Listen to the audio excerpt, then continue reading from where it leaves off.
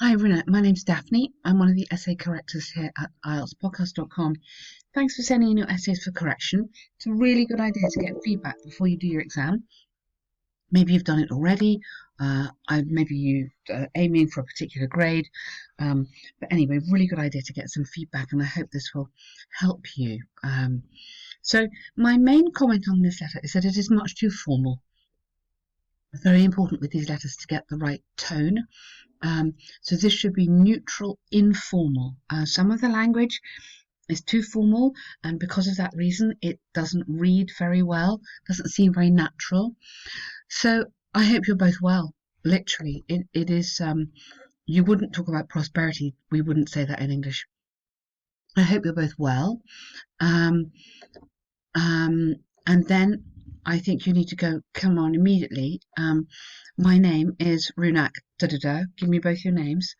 And I am really excited because I am coming. Okay, or as a way of introduction, my name is so-and-so. So you could bring that up here, and then give me your name because you're asked to do that in the question. I'm coming to the UK for a homestay program, writing the test to ask a couple of questions, as it will be my first ever trip to your country. Yeah, but nice. That's a very nice start. Visiting a new place can be both daunting and interesting at the same time. Yes, but I'm not sure if you would actually write that in a letter. Say, I wonder if you. So maybe as I come from, and then this bit Southeast Asia. So as I come from Southeast Asia, okay, so get rid of that. As I come from, sorry, Southeast Asia, I have no idea what a cold climate is like. So, could you recommend what I would need in December? As I have heard, it can be cold. I actually say to all my students, don't talk about the weather, because there's so many other questions you could ask which are more interesting, and they won't know the weather. Nowadays, we don't know the weather. I have no idea what a cold climate is like, so could you recommend what I would need in December, as I heard it could be, or it can be freezing. So let's not repeat. Okay, so this, I wouldn't have that. I would get rid of that. So I think that's fine. So what I need, and then I would have another question. Also, I am vegetarian, or also come on, I'm vegetarian. Um, for health reasons or whatever, I'm vegetarian. Are you able to provide vegetarian meals for me at your house, or could you suggest some local restaurants? Something like that. Don't make it complicated, but make it relevant. Make them real questions. So, warm apparels, we would say clothes, and catering. Catering is to do with food, but catering in the atmosphere, you wouldn't. That doesn't work. So just not sure on that paragraph there.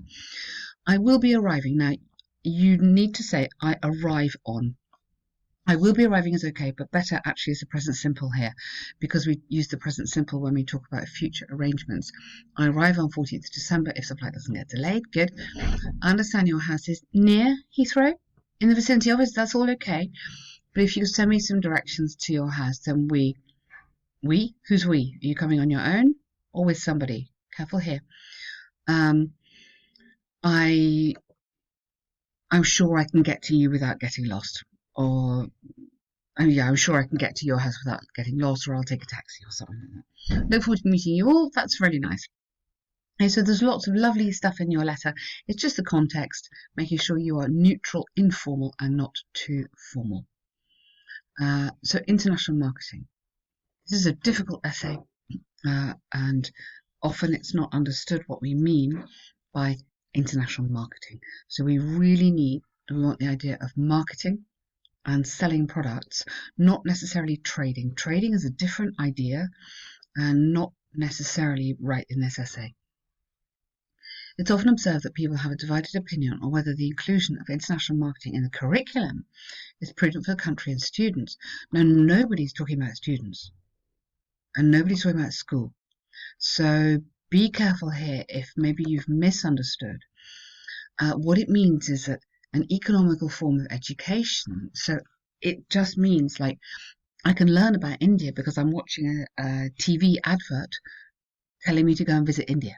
So that's what it means by education and spreading ideas. It's not talking about schools here.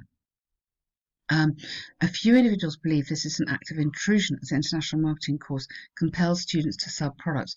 Okay, so watch out here. Misunderstanding of the question, I think. Others believe, we don't say opine, others believe, that word doesn't exist, that this course provides the ability to sell products globally, bring more revenue to the nation. All right, so the problem here, Rounak, is that you've absolutely misunderstood the question and you're talking about education. Okay, it is not to do with education. We're talking if there is a McDonald's in my country, in India, for example, I'm going to learn American food. That might lead to problems like obesity. It might lead to people preferring American food to local food, and that might have an impact on the local food companies or cafes. So this is what we need to be talking about here. So not curriculum, okay? So this is okay. I mean, I don't like that word, and but otherwise your introduction is okay. I mean, if you had understood it, yeah. Let's go with what you've written for now. On one hand, concepts taught in international marketing or advertising. So we are really talking about advertising here, of course. So on an international marketing or advertising course would divert or could. I think you need to use these modal verbs here. Could divert the focus of students from promoting their homeland's products to selling international products. So you don't need to repeat this. So they would no longer be interested in studying their own markets and products. And then what would be the problem here? Yeah? What would develop this a bit more? For instance, for getting good grades in the course, students may be required to focus on the three largest economies. Thus, students may only be interested in international markets. So this is repeating what you've done here, not be able to support their homeland's markets on graduation by working in the field. Okay, so that is a good point to make.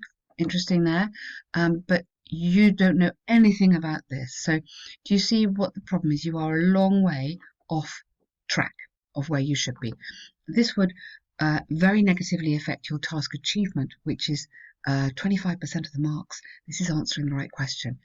The online course which we offer, we look at really carefully how to answer the right question and how to stay on the question and not disappear onto another question or disappear onto making a different point. Very, very important, this. On the other hand, international trading has become the backbone of any nation's economy. Well, we're not talking about trading again, we want to be talking about advertising. So international advertising plays a very important part in a nation's economy because consumers are able to experience new different products which may be produced in their own country or maybe introduced and then copied or something like that and could eventually boost their country's economy.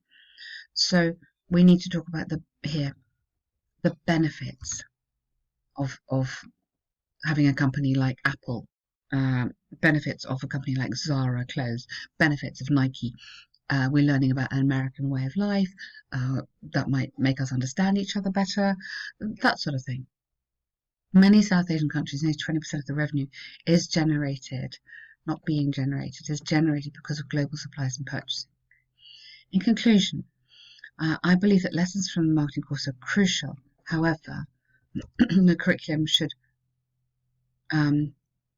focus on, not Graham, maybe focus not only but on the specific country-specific markets. Okay, so I would strongly recommend you have a look at the online course. I think there you've got some really good stuff in your writing. Okay, you've got some nice vocabulary, nice ideas, but we need to get this into academic writing. We need to look at task achievement, so that's addressing the right question, and we need to look at the coherence, which is how you build and develop these paragraphs to get them really, really good for what IELTS are looking for. Okay, so thank you.